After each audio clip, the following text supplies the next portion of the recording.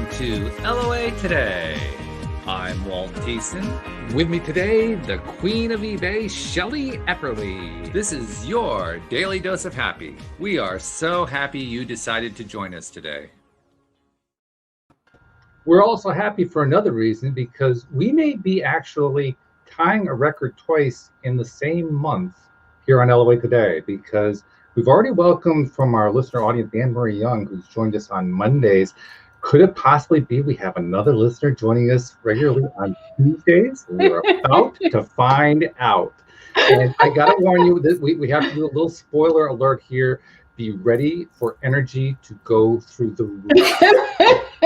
I'm just saying that could happen here very easily. So excited. Because Bridget D, who is a listener and has been a listener for some time, is so stoked right now that literally we could have electronics blowing out. So if the whole podcast goes away, you'll know what happened. Okay? But Bridget, welcome. Thank you for joining us today. Thank you for having me. Thank you. You were telling us before we got started here, this has been something you've been trying to manifest for a couple of years, really? Yeah, so I've been listening I'm really bad with time. I'll just start off with that. But it's been at least 2 years I've been listening. And for at least 2 years, I've been telling my husband, I'm at least going to get on there one day to just tell them how grateful I am for all the tools that they've given me, like to help me get through our daily lives. It can be rough, and I feel like be happy. I just want to be happy, and I just want to make other people happy. So your daily dose of happy, does it get any better? I literally told him I just want to be on that show, even if it's just to thank them one day. And I manifested it because here I am.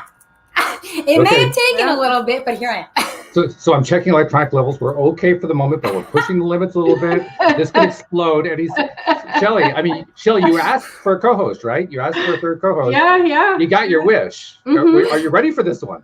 I don't know. A lot of people think that, I think. I love it, though. It's perfect because, this is what I've been hoping for all the days. Because, we have great co-hosts every day, but there are certain people who just kind of raise the vibe more than others do. And I've been wanting to have that with every single episode. And it's starting to happen. So this is cool. We're kind of calling this a tryout, but I don't know. I don't think this is going to be a tryout so much as the first episode. That's my sense so far. I could be wrong. Yeah. Hey, if I could help anyone as much as you helped me, that would be like full circle times 1,000,000 in my brain. Well, that's really what it's all about, I think. Because I've mentioned this many times on the show, how I started this to help me. Right. Because I needed the help. I figured, if I talk to a whole bunch of experts, it'll help. And it does. It actually does help to talk to a whole bunch of experts. So, and then other people like yourself have followed along the way, and they've been helped too. So it's only fair and natural, of course, help somebody else out. Keep passing it along. Pass it forward, as they say, right? Yes. So I love the attitude. Yeah. Thank you for sharing that. It's really, really good. Oh, yeah. It's my main... that's what you guys do. That's what you guys have done for me. It's all I want to do. That's my soul fulfillment. I want to help other people while also keeping my vibe high, Mm-hmm. So you obviously have to do that to help anybody else. Help yourself first. So Absolutely. Yeah, 100%. That's what I want to do. So tell us a little bit about what life has been like for Bridget D, so that people can know where you came from and what you've been able to transform to over time. Because as much as we appreciate you giving us the credit, you actually deserve the credit. You know that, right? True. Yeah, we all make our own way. Yeah, exactly. But you guys have definitely been so many helpful tools. I can't even put it in words. Well, tell us about how that transition went. Where were you coming from? So I've been in healthcare my whole really life, and I'm 33, so I started when I was 20 or 21, and it got really hard. You're working with it's like any other job. You're working with the public, your coworkers, your bosses, your people on top of your manager, your boss, you know what I mean? So it got really difficult to just remain happy. But I also think that that's happened multiple times throughout my life. And I turned to other things like we all do to, be happy or whatever, try and find your way. But I don't think it was until, my late 20s where I really wanted to what's up? Let's find out what's up. Why are you not happy? Yeah. And it's I always thought and have been grateful, but not to the extent that I ever realized that I wasn't until this show. Like now I take a walk every single morning to get grounded, and I literally am thanking like the plants and the trees.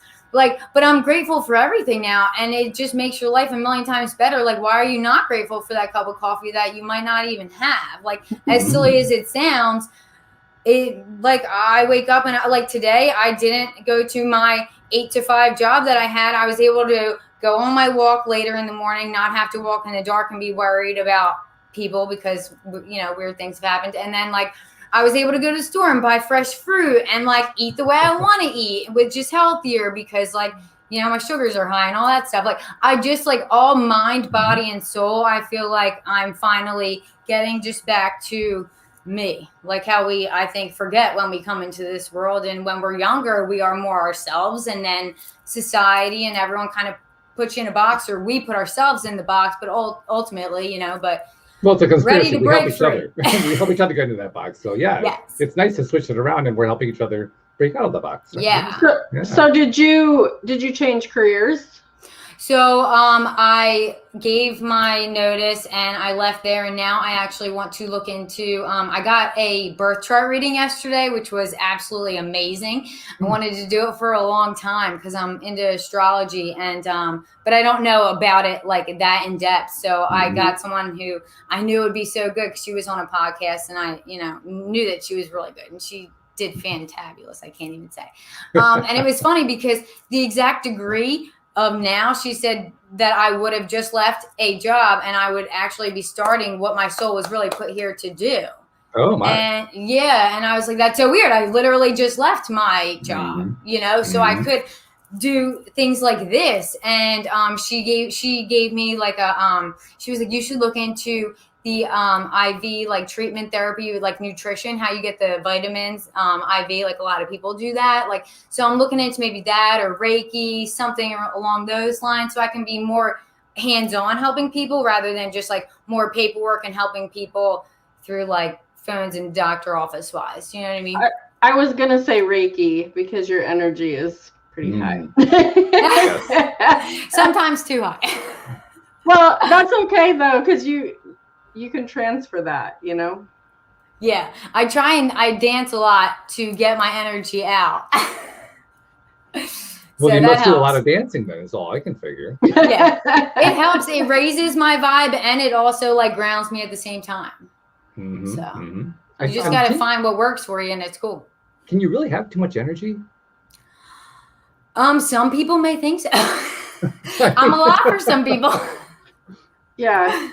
Well, I mean, I think that you can't have too much energy for yourself, but other people might not be able to meet you with that. Yes. Yeah. That's true. Yes. I mean, that's the nature of living in an energetic universe. There are going to be some people who aren't on the same vibrational level that you're on. Yeah. I just don't think that's necessarily a bad thing. Yeah. Different strokes, right? I have to mention something. This is a little bit off topic, but I just wanted to mention it to you, Walt, because I watched this movie and I was just so fascinated with it. Have you seen the it's the something or other of the fifth dimension? It's not Close Encounters. Anyways, it's basically about how the UFOs work, and I know that that's just like so far out there, but that's what they're called, UFOs. No, yeah, I'm sorry. No. But what it came down to was their mechanics and how they do it is using energy. Well, yeah. And so we're trying to figure it out, like how we supposed to, do it mechanically, and you can't. You have to use energy. That's cool. That's awesome. I mean, even with mechanics, I mean, you still have to have energy behind the mechanics, otherwise they don't. Right. But you know what I'm saying? Like the logical, like how are we going to build a time machine compared to how do we just like be in one place and then an instant later be somewhere across the universe? Yeah, right. You're talking about the Star Trek transporter. Yes. Just step on a pad and all of a sudden, you're across country or across galaxy. Either one. Which if you play with your background a little, you'll look like you're doing that. That's right. Yes, I do that every single show. I keep expecting to fall back into the galaxy. It hasn't happened yet. So, you never know. The day's young. Anyway, I just thought you should watch that because it kind of seems kind of weird because they talk about the government and the CIA and all that, but then they go into what like is really happening on an energetic level and how people are getting together and actually calling them in, and it's just and not being afraid. It's nothing to be afraid of, and it's just a really interesting concept. But I just wanted to throw that out there. Just speaking of high energy. Well, based on what you're talking about, that sounds like a nice take on what is often turned into like a horror story, because there's a lot of people out there who dwell on the whole UFO thing, but it's usually along the lines of we're being invaded and we have to basically fight to protect the earth from invaders and so forth, and that's not necessarily the way it is. And it's like they're at such a high level, we have nothing that they want to do other than just to be like, oh, that's cool what they're I feel like we're like animals in a zoo, like they're like, oh, look what they're still doing. Aren't they cute? They haven't figured it out yet. So yeah, that's kind of what I got out of all of that. Like I was just like, because I've had that fear like my whole life, I've seen things before, when I was a teenager and stuff. We lived kind of out of town and I'd see things in the sky and I'd just be freaked out. And now I'm just, after watching that, I'm like, I almost want to be involved in that, one of those circles that calls them in and just see, and I've always been so afraid of it, and it's like, I don't know, what's there to be afraid of, That's a good question. What is there to be afraid of, really? I mean, if you look at it closely. Yeah. I mean, the worst thing that happens is you die. Yeah. Okay. Well, we were going to have that happen anyway. So what else is the worst thing, right? We're all headed there. Yeah. It's going to happen. Tell me something I don't know. I mean, Walt's going to be here a little bit longer than the rest of us, I think. That's true. That is one of my goals, just see how far I can push the envelope. And literally push the envelope by having the fun of it. That's both ways, really. Yeah. I don't know what's going to happen. I'm so sorry, Bridget. I feel like I just kind of don't be sorry. I'm into all that, so don't be sorry. That's the way this goes. I mean, and I can listen to you guys all day. That's what I do. This is what happens. We start on one topic, and all of a sudden we're in Alpha Centauri. Yeah. So it somehow always ties in. You guys always somehow. Yeah. Well, you know what it is? It's because we're cognizant of what we originally started with, and it's like, okay, so it's almost like our subconscious minds are working on it. So how does this connect in? And then we're fed a piece of information. Something comes our way, like, oh yeah, I just saw this, and by the way, that connects back to what we talked about. So true. Just the way it works. Yeah. Which is fun. It's a lot easier than the first year to maybe 3 years that I did the podcast, because then I was struggling to kind of figure out what to say and how to keep the conversation going. And then about year 4, something like that, one of my co-hosts just we have before shows and after shows, and then we have the show. And during one of the after shows, she said to me, you look like you're kind of not feeling on par, so to speak, what's going on. And I told her, well, I mean, there were some times where I'm not sure how to get through the show. I'm not sure what the next thing is to talk about. I want to fill out the full time slot because we have certain places that we publish that require a full hour, so we got to make sure it fills. She says, why are you fretting about it? Just let your inner being give you the topic. And I said, oh, okay. How do I do that? And she said, just let it come. So I remember the first time I tried, I don't remember what the occasion was, but I remember the feeling of it. I knew there was nothing else on my agenda. We had about 20 minutes left. And so I just opened my mouth and hoped that something would come out. And it did, by the way, which was really exciting and quite relieving, I might add. It was a big relief that actually something came out. And then I had to play it back later to see if it actually made sense. And it did. It made sense. That was even better. But that's what you end up doing at some point. You just kind of throw caution to the wind and see what happens. Amazing things happen when you do that. I mean, look what happened, Bridget. You threw caution to the wind and you contacted us. Yep, you just go with the flow. That's what. Just go for it. That's what my birth chart said too. I just have to go for it and don't let anybody, influence what I want to do. Just go be you. Go, let it out. That's good. That's really good. So what do you want to do? I mean, you threw out a couple of ideas, but what's really raging your fire, so to speak? Well, I'm looking into literally like so many different things because I am into astrology. I am into Reiki. My cousin does it. So like she's told me about it and whatnot. I'm just really into holistic medicine. So anyway, I could really help someone. So I have to really study and see what I really want to do 100%. And then pour my soul into it. But all I know, really, I want to help me and others and, keep the vibe high. Because if you don't enjoy life, it's like, what are we doing? and yeah, no kidding. And by the way, the order that you gave is the exactly correct order. You go to take care of yourself first, and then you're able to help others. That's exactly the right order. So you get messed up when you do it the other way around. Oh, yeah. So, yeah, definitely the right thing to do. And the other thing that occurred to me as you were saying that just now, try lots of stuff. Don't limit yourself to just those things. Yeah. Because I get the sense right now you haven't really found the thing that just goes, oh yeah, that's it. And I know when I do, I'll like no. Exactly. Yeah. Exactly. So just keep trying different things. And don't be afraid to do a couple things. Like maybe not all at once, but to be like say you get into the Reiki and you're like, this is really cool, and then you're like, but I've always wanted to learn astrology. And then I mean, you can do both of those things, Yeah. You can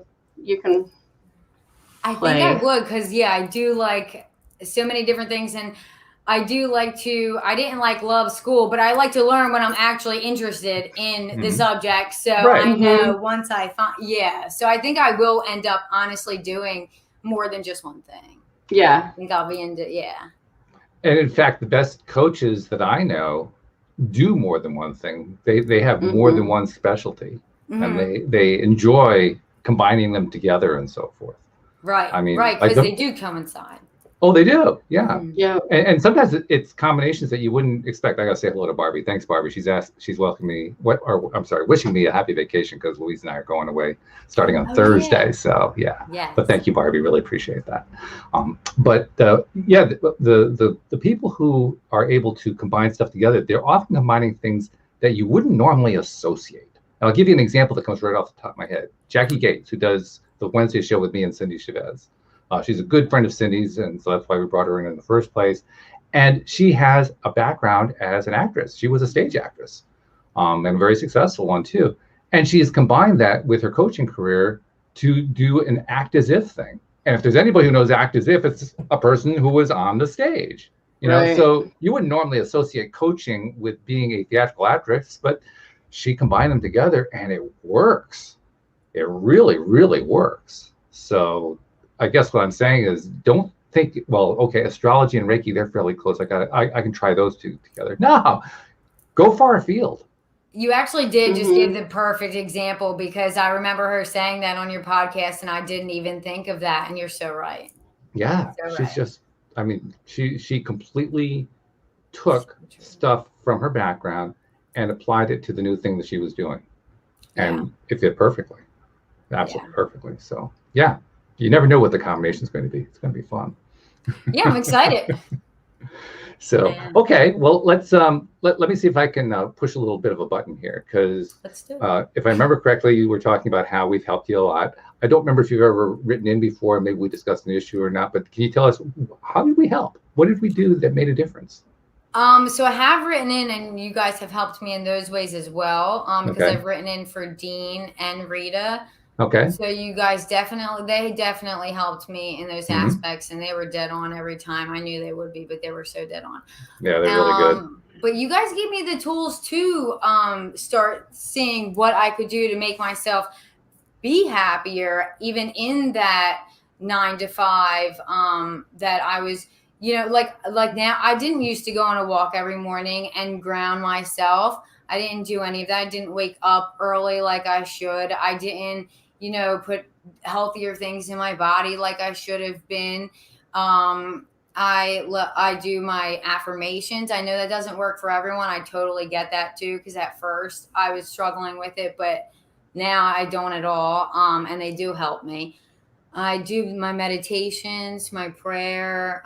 There's a lot of things. Honestly, even the stream of David, listening to the stream of David has helped me mentally, even without like needing to, just listening and understanding like so many questions I've had about so many different things, and he just answers them all. And it's like insane. So that, yeah, he's very gifted and helped a lot in a lot of ways as well. Yeah. But you guys have just given me outlets, like find things that will, like find out that dancing does get your energy moving and your stale energy out. Oh, like, go on that walk every day, like go out in nature. There are so many things that I just wasn't conscious that I wasn't even doing that is so helpful for my mind, body, and soul that I just wasn't doing before. And it's the little things, right? Yeah. Oh, yeah. It's little but things. It makes the biggest difference. They make the big difference. Biggest they really difference. Do. Yeah. Yeah. And when you're doing those little things too, funny things happen. I mean, you get little feeders, so to speak. You know, little ideas that come to you while you're doing this little thing. Another little thing comes to you. That's law of attraction, right? You know? Yes. Yeah. And you guys, I know this is a little off, but you guys, when you said to start appreciating doing the dishes and whatnot, I don't have a dishwasher, so I hated it. No, okay. Now, though, I would just put a podcast on and I totally enjoy it. Time goes by in 2 seconds. I'm like, how was that an hour of dishes? And how did LOA go by in an hour already? How did all this? That was great. Yeah. So it's funny that you say that too, because today, I as you know, I do the dishes often as a way to kind of calm myself and calm the thoughts down and so forth. And lately I've been just so busy with the business that Louise has been the one who's been doing the dishes. And today, this morning, I was dealing with stuff and I went into the kitchen to kind of take a quick break. And I reached for the dishes, and she says, "Oh, that's okay. I'll do them." I said, "No. I need to do the dishes. I need to like ground myself right now." And she says, "No, I'll do them. No, it's okay. I'll do the dishes." And we're practically fighting over who's going to do the dishes. That is hilarious because my husband's actually been doing them for like the past 2 weeks, and I'm like, "Oh, now I can start helping you do the dishes again because I'll be home." He's like, "Yeah," and I'm like, "No, I will. Like, bro, I'm gonna do them. Leave them there. I swear, I'm gonna do them. Like, it's good. I'm good now." I won't bitch. Oh my God. You guys need to talk to my husband about fighting about doing the dishes. See if we can get him on board with it. Yes. Come to appreciate it. It reminds me of one of my earlier co-hosts from a few years back, Wendy Dillard, who was on for a couple years. And she is in her own words, she's semi-OCD. And one of her ways that she expresses it is when she's making dinner, she'll do the dishes while she's making the dinner. So there's nothing left to do after she's done. And it actually drives her crazy when there's somebody else there who is participating in some way of the making of the dinner and they're not doing that. It just, oh no, you just upset my world if you aren't doing the dishes as you just use the pot for something, so you wash the pot right away. So apparently there are a lot of different ways that washing dishes helps people. Yeah, my husband will start doing that and I'm like, can we eat first? Yeah, right. You don't have to do that now, I swear. Can we not? I don't like cold food. Yeah, at least wait till you're done eating and then you can do them. And then there's the opposite end of the spectrum, like my wife, who basically throws dishes all over the place when she's cooking, and it's like a catastrophe by the time we're done. But it makes for a nice dishwashing session the next morning, Yeah. So it works out okay. Right. Yep. Just goes to prove how important perception really is.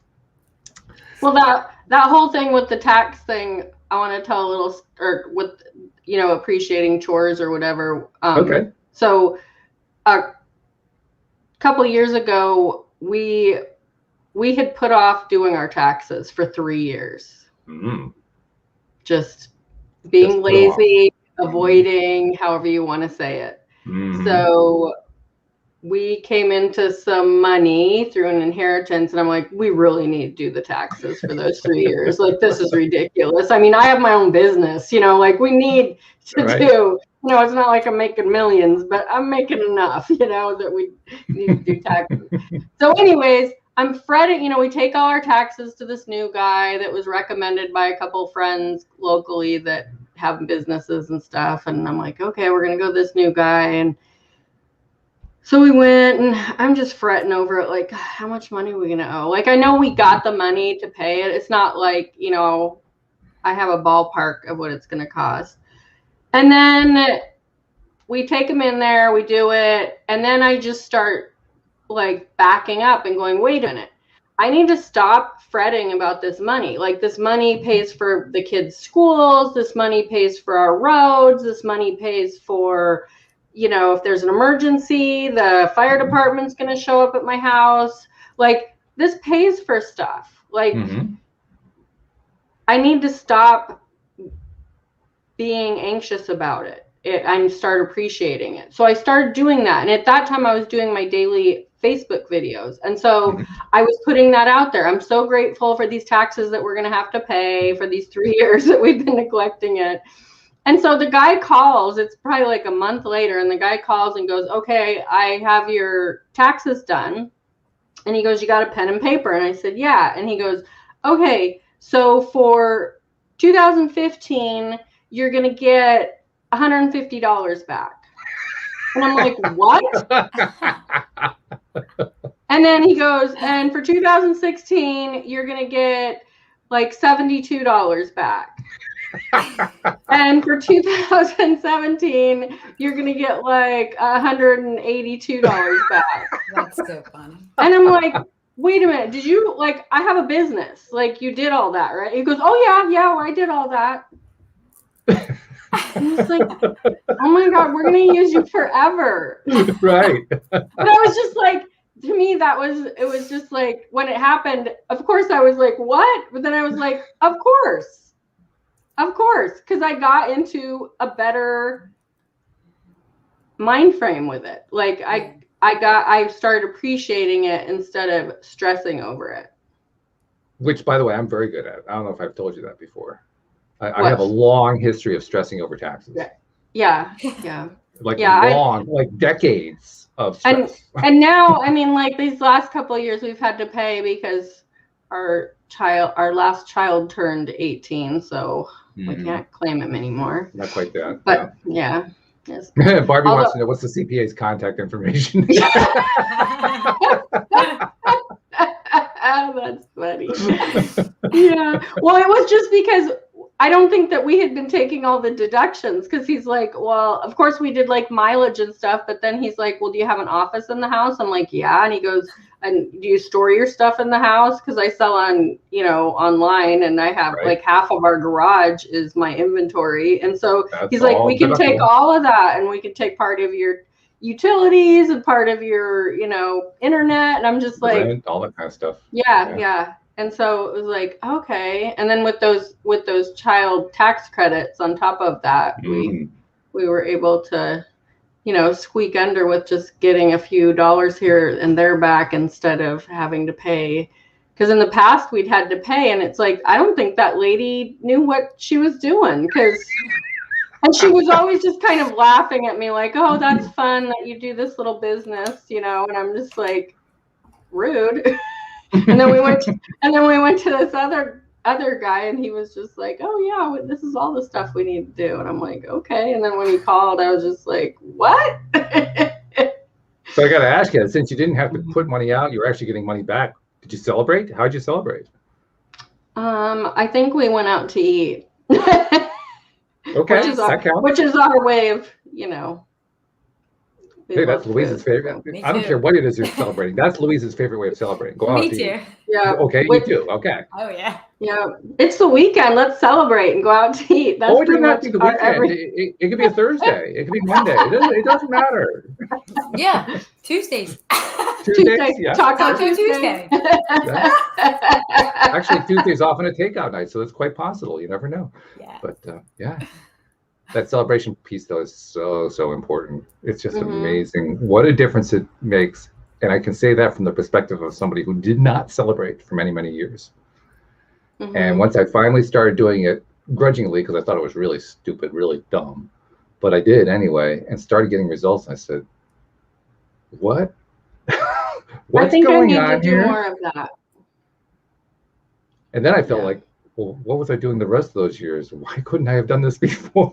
So talk about a complete 180-degree turn. Because there was a time where I would have thought that the whole thing was dumb. Just plain dumb. Why would you want to do anything? I mean, that's going to make any difference. Don't you guys know how cause and effect works? It's like, yeah, we do. I didn't. We do. Yeah, you guys were great. It was me. I was like, yeah, I wasn't paying attention, I guess.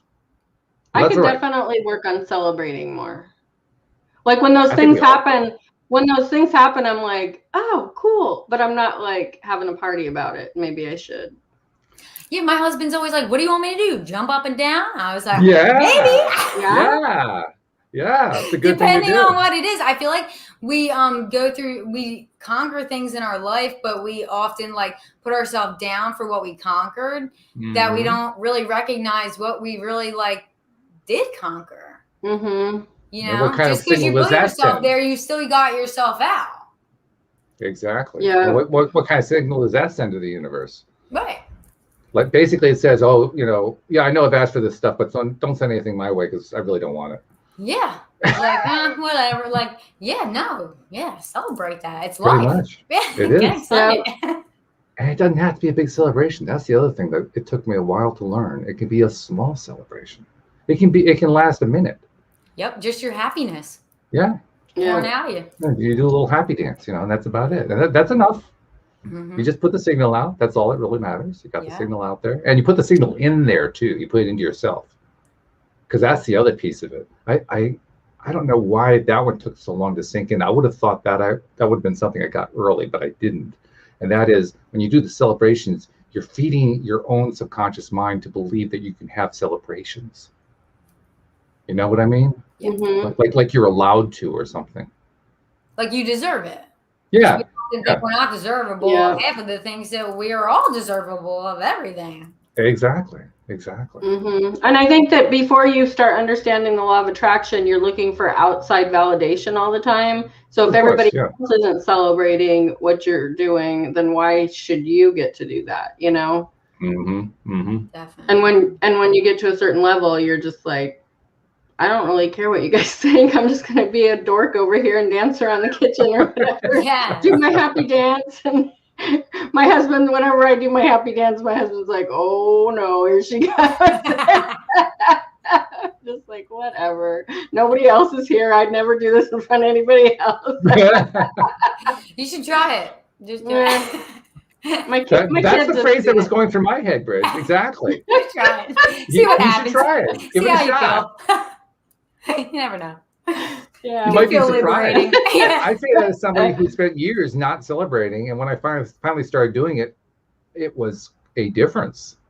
And that's a shock, especially when you have not been doing it for years. It's a shock to find that it actually does make a difference immediately too. You don't have to wait for it. That we're not talking about something that manifests 6 months later. We're talking about within the next couple minutes, all of a sudden something happens, and you say, "What was that?" Assuming you make the connection. Now, very often early on, we don't make the connection, so we kind of blow it off. But at some point, we notice, just celebrated, something just happened. Oh, no, that's got to be a coincidence. Oh, wait a minute. There's no such thing as a mere coincidence. Oh, they must be connected. What the heck? They're connected? Nah, that can't be. That's what goes through your head. When you've been through the place that I was in for years, I'm sure many people have been there. That's what goes through your head. Oh, yeah. Yeah. It takes a while to kind of reinforce that this stuff really does work. Yeah. That's what the Pam Grout experiments are all about. That we were doing on the Wednesday shows for a bit there. We'll probably get back to it too. Just having experiments. That's a combination of an experiment and experience. It's an experience. There we go. Just having these experiments that you kind of reinforce for you, here's how it works. And you get quick results, which is important these days because we live in the age of instant gratification, right? So everybody's kind of, no matter, most people say, oh no, I'm not looking for instant gratification, but let's be honest, we all are. Oh yeah.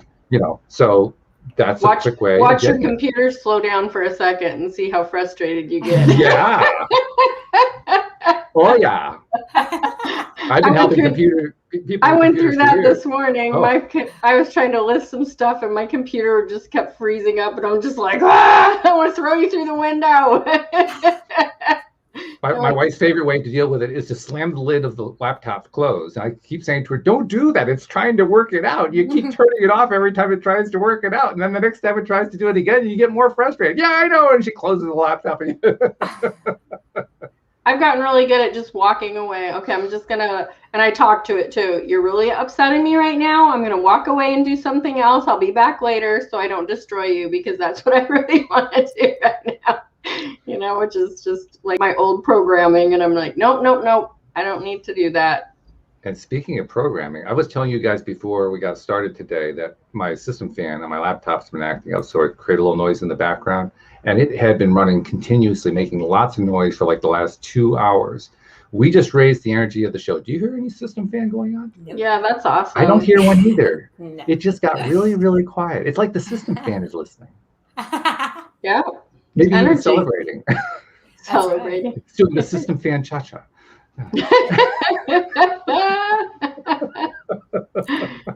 Could be. Just amazing, this stuff.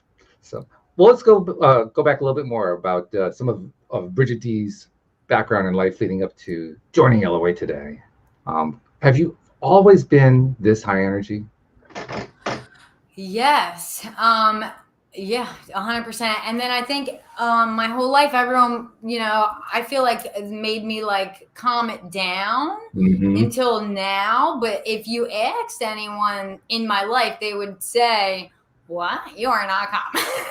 But to me, I am. But, you know, now I'm just done caring and yeah. So you're basically letting it out of the box now. Just letting loose. Yeah. I mean, I think that even if you think you don't care about like even what other people think or like anything, you ultimately do. Like even that when the stream with his David Strickle's 5 things for the holiday, which really is really for every day. If you're honest, it's every day. His one, the being offended is always a choice, which is rooted in the judgment of like others on you. Like when he said that is not like until then did I even realize like, yeah, you definitely get offended. So you obviously do care what other people think. You know what I mean? Like when you think you don't think something and someone says it or words in a different way.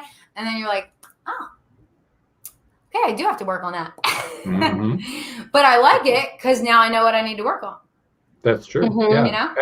And I'm actually liking another Ty saying that's very similar to what you just expressed there, which is what everybody else thinks of me is none of my business. And when I remind myself of that, because that's one of those things that kind of hit you between the eyes, like, oh, well, wait a minute, hold on.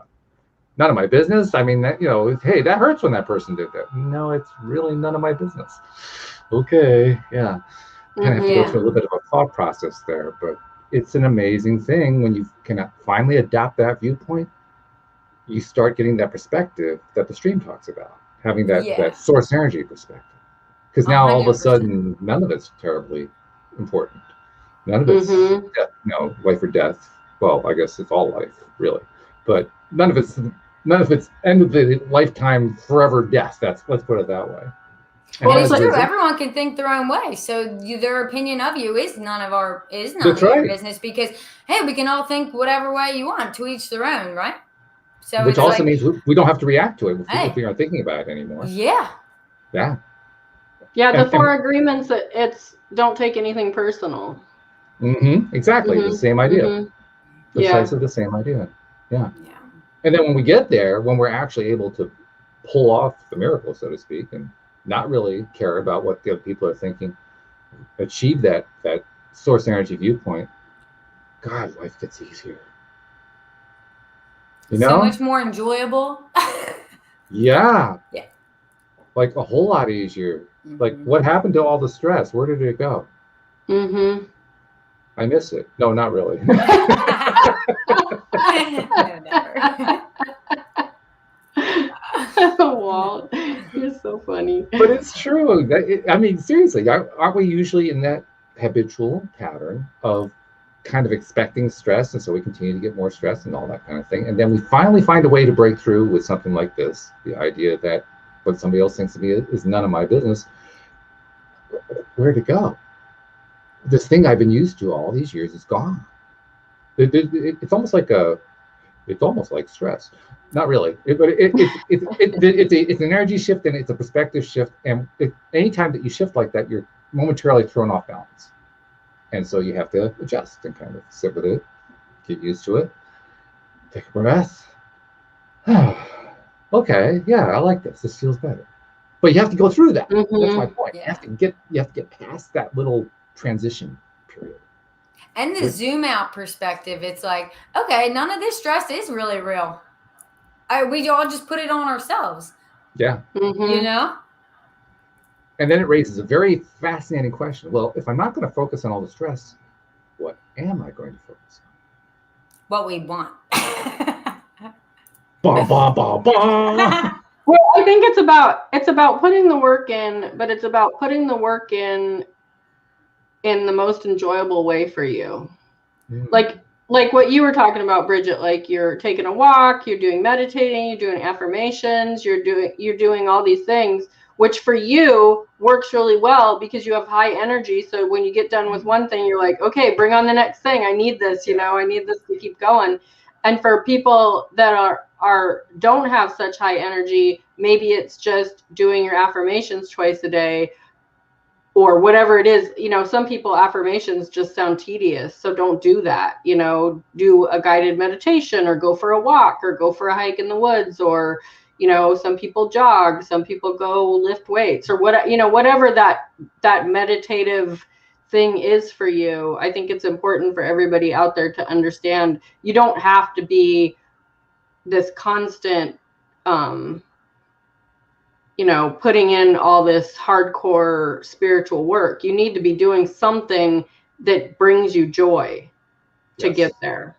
And for some of us, it's a lot of things, and for some of it's not so much. And I was having a really hard time this morning. I woke up about 4:20, which is like a normal time for me to wake up and get up in the morning, but I just wasn't ready. So I let the dog out and then told him we were going back to bed. So we did for a little while, but I didn't go back to sleep because I just found myself like fretting about the day and fretting about yesterday and just getting into that. I call it the monkey mind, where it just starts winding in all this worry and crap. And you're just like, And so I just finally got up and went and made coffee and everything and got out one of my books and just started reading, getting in a better space. And I had, after my husband left for work, and I told him, I'm just like, I think it's going to be one of those days where I just sit in front of the TV all day because I'm just so irritated right now. And he goes, oh, honey, you need to listen to some Abraham. You'll be fine. And I was already doing that. When he texted me, I was listening to Abraham while I was like getting ready for curling my hair and stuff. But one of the things that she said that really made sense to me, as far as just like putting in the work, like if you're not going to worry, then you need to be positive. And so many people don't understand how to do that. So you have to find these ways to, change your mindset and change your programming and everything. And she said, it's like, I want to go from California to Arizona and I don't have any gas. So instead of putting gas in the car, I'm just going to walk. And I was just like, that's perfect. Because so many people are like, I don't want to actually go do the thing I'm supposed to do, but I just want to get there. And it's like, I'd rather struggle and walk from California to Arizona than just run down to the gas station and spend $40 and put gas in my car, And that's, I just love analogies like that, because it's like, okay. So I need to go to the gas station, put gas in the car before I go. Okay. Well, it's a good way to find a way to change your perspective so that now all of a sudden it's a worthwhile activity instead of a drudge. Because you definitely don't want to do it like a drudgery. I mean, that's just self-defeating. It's just, One of the things that came out in a conversation I was having online was the importance of changing the way you think about something. And I'm trying to remember what the exact example was. It was somebody who was posting on Facebook. They were asking for help. And, I think I know what it was. She was getting a divorce. That's what it was. She was getting a divorce, but they have a kid, and she wanted to figure out a way to she and her husband were trying to make it amicable, and they were trying to be friends to just for the child's sake. They were going to be separated, of course. They were going to live separately and so forth, but they were trying to maintain a friendly relationship. And her perspective was, yeah, but there's been so much bad stuff that's happened. How can I possibly be friends with him?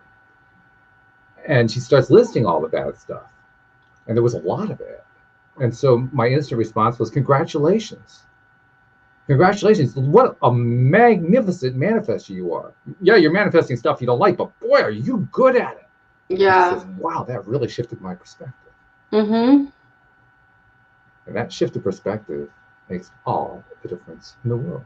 Yeah, like that whole Murphy's Law thing. Everybody's like, oh, if it can go wrong, it will. You flip that. If it can go right, it will. It will. And if you get more positive and more positive, it just starts snowballing until, like, you know, you can have a crappy morning where you can't get some negative thoughts out of your head, and by the time you get out of the shower, you've already shifted. Like, it doesn't have to be a bad day. It doesn't. That's right. It doesn't ever have to be a bad day. And there's going to be things that happen around you where it might be a bad day, but you can still get yourself out of it, you know? Mm-hmm. In fact, we can also get ourselves into a bad state simply and by bad state, I mean an undesired state. There's really no such thing as a bad state, but an undesired state, simply by, you know, doing the usual stuff of focusing on stuff we don't like and repeating it over and over and over ad nauseum, and then wondering how we got there. Or we can actually make a shift. Mm-hmm. And that requires two things. First of all, it requires recognizing that you have to make a shift. That's a big one. Mm-hmm. I don't know about you ladies. Many times in my life, I didn't even know I had to make a shift. It wasn't until I actually noticed that, oh, yeah, this is a good time to make a shift. That's when I actually started getting breakthroughs. Not until then. So that to me is a big number one. And then the number two, of course, is once you have recognized that, okay, I got to make a shift, then how do you actually make a shift? And there are times where it's not so easy. Mm-hmm. So that's where the tools come in. And that's what you were referring to earlier, Shelly, about how you don't have to get locked into one particular thing, one particular activity. If you don't like that, I'm one who never really liked affirmations. I would do 5 affirmations and I'd fall asleep. So it just was not going to work for me. Mm-hmm. But they work great for other people. So you treat it like a smorgasbord. Which one do you want to take? Okay, you don't have to take the affirmations. You can go for the meditation. You don't like the meditation, you can do the walks. You can do the dishes. I mean, you do whichever one works for you. Right. Just put together your own toolkit. It doesn't have to be any particular toolkit. It can be your toolkit. Yeah. And if you do that often enough, you're going to end up being Jackie Gates, combining acting with life coaching, because that's what happens when you put your toolkit together. So, and my toolkit is constantly shifting because I get bored easily.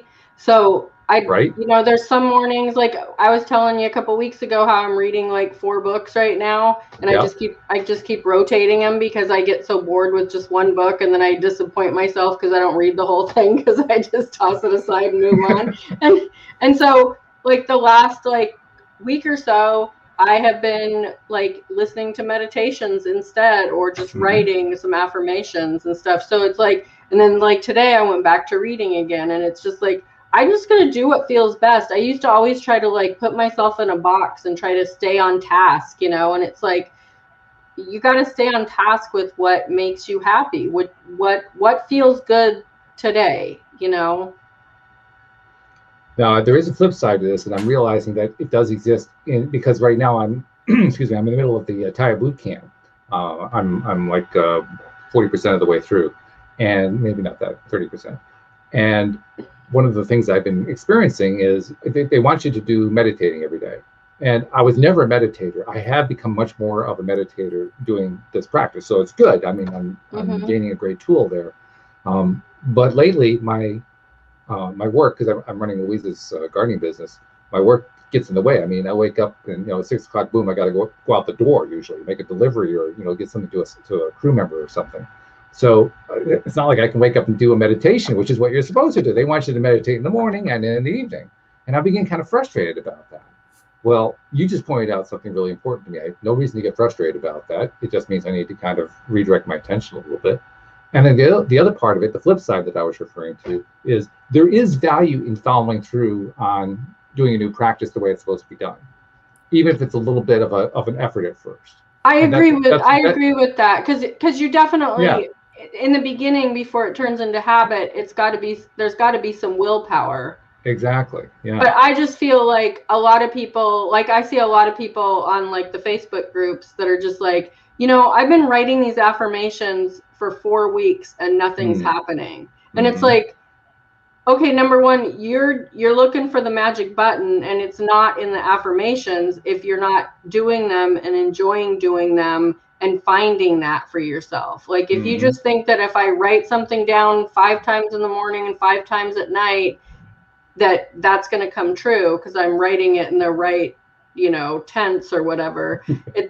If you're not enjoying that, if you're not realizing what those tools are there for and how they work, then it's not going to work. And the whole word trying in anything with the law of attraction isn't going to work. Because if you're trying, you're really not feeling it anyway. That's why you're feeling like you have to try it, because you're not feeling it. So the secret there is to find what's it going to take to feel it. If it means shifting things around, then you shift things around. If it means doing it 5 times, you do it 5 times. But whatever it's going to take for you to get into the feeling mode, that's what's going to make the difference. That's why the person who wrote the affirmations for 4 weeks didn't get anywhere. They didn't feel it. Right. They were just going through the motions. That whole feeling thing, the whole feeling thing, the emotions behind it is just like so important. And so many people don't understand that you have to feel good. You have to feel better, period. Like that's the whole goal. And it's not about, I'm going to do this today so tomorrow is better. It's about feeling better right now. Like right this instant, in every moment. How can I feel good? How can I have fun? How can I make this as easy as possible and as fun as possible? So I can recall times on the podcast where we were talking about trust, and trust was a big deal for me. Well, sometimes it still is a big deal, but it was a really, really big deal for me back then, until after many, many episodes and outside conversations and so forth, it finally dawned on me that trust isn't a noun, it's a feeling. It isn't an adjective, it isn't an action, it isn't, it's a feeling. And when you actually are feeling the trust, it doesn't even matter how you got there. That's all there is to trusting. You don't even have to completely believe it. You just have to feel the trust, which is really odd. Because that's not what I would have thought that trust was about. I thought you had I have to completely trust. But I don't always completely trust, but can I feel the trust? That I can do. Even if I'm not totally there, at least I can feel it. Sometimes, anyway. Do you feel like trust and faith are the same thing? A lot of people do. I'm not sure what I think about that. What do you think, Bridget? Are they the same? I feel like you could trust someone or something, but I feel like I feel like they're similar, but a different entity, kind of. I don't know how to explain it, but I do think faith is a little different. I know for myself. If you have like faith in someone, I feel like it's different than like the trust you already have. It's hard to explain. What were you going to say, Walt? For myself, I always associate the word faith with religion, because for me, faith was faith in God, all that stuff that's taught to you when you're in an organized religion, and so I can't quite decolor that from my understanding. I see. Yeah, but if I just look at what the basic concept is, I guess they are pretty much the same thing. I'm thinking of like in The Secret, they say unwavering faith, Which is trust. Which is trust. Sense. Like having unwavering faith in source and the process and all that. And the only thing I did have a little trouble with that when I read that part, or actually saw that part in the movie The Secret, until I finally realized that the only thing that needed to be twisted there was the way it said. It isn't having faith in the universe, it's having faith in yourself. It's having faith in your internal being. And that's what we often refer to as the universe, because really they're all connected. Well, I think of it like, when I think of the universe, I think of like source energy or whatever. Like, but I am source, so are you. Right, totally. Yeah. But as a human, a lot of the time you look outside yourself for that. you know. And that is where I find myself tripping up. Mm-hmm. So that's why I remind myself I'm the source. Yeah. I'm not the whole source, but I am part of source. So it's not that thing that's out there, it's actually that thing that's in here. It's right. Me. It's right. that little connection that's in there that I keep saying I want to have a better connection to. Well, okay, here's your chance, Walt. Yeah, and that for me is like kind of grasping onto that faith. What do you mean? Well, so when we had to move into this house, that didn't sound right. When we were blessed, when we were dragged, kicking and screaming into the house. We kind of were, because our old landlord, I just loved the house that we lived in, and our landlords were friends of ours, and she called the beginning of February and said, we're going to need the house back by March 1st. And I'm just like, oh my goodness, what are we going to do? And at that time we had a dog that we were not willing to get rid of, and, you know, property management and stuff, you know, they all want these huge pet deposits, and she was a big dog, so it's not like the under 20-pound dog. And I was just fighting so hard to find a place. And I actually talked to my landlord, the landlord that we had, you know, the wife called me, but then I called them because I'm just like, it was like 2 weeks away, and I'm like, we haven't found anything. Like, I know you guys have relatives here. I just want to make sure that you're not going to like kick us out on the street if we can't find anything, you know, when you guys move back. And he goes, oh no, we would never do that. And he said, Shelly, it sounds like this whole thing's been such a struggle for you. And I said, well, that's because we love this house. And he goes, I understand that, but on this end, it's been so easy. We've just had faith in this whole process. And like, we needed to sell a car, and it immediately sold, and there was no issues, and we had to sell a boat, and it sold to these great people. And, you know, they needed to find another renter, and they found, you know, it was just like this snowball effect of all these great things. And he goes, that's what you need to do. And I'm like, you know what? You're right. Like, I'm totally going the wrong direction in this. And so I went to bed that night, and I was just like, the perfect house, the perfect landlord, the perfect situation. It's out there. And we were going to look at some apartments because that's where we were. We were like, we're going to try to find an apartment, which is not what we wanted. But we were going to do some driving around and go to some open houses. And we passed the street that this house is on, and there was a little for rent sign just stuck in the dirt on the corner. And we turned the corner. The landlord was standing in the driveway. I said, can we look at the house? And he said, you sure can. We went in, we filled out an application. He didn't charge an application fee. He goes, there's one person ahead of you that I have to consider because of the laws and everything, but I can't verify his job, his income, but I still have to try to do that. And I said, okay. And I said, oh, by the way, we have a dog. And he goes, yeah, most families do. It's no big deal. And the next day he called me and said, I can't verify the other guy's income. If you guys want to come sign the lease, come on over. And we like paid him the deposit. And it was the next day. Nice.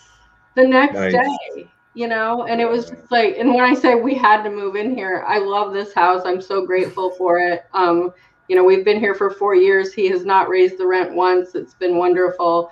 He's a really good landlord. If something fixes or breaks, he fixes it. We've helped fix things, you know, he's been open to that, but it's been a really great experience. But it was just like, I just had to shift that's why I was saying, you know, trust and faith, because I just felt like I just had to have faith that the perfect situation was right there under my nose, and I need to let go of all this stuff and line up with it. And we did, and it was right there. Like, the universe brought us right to it.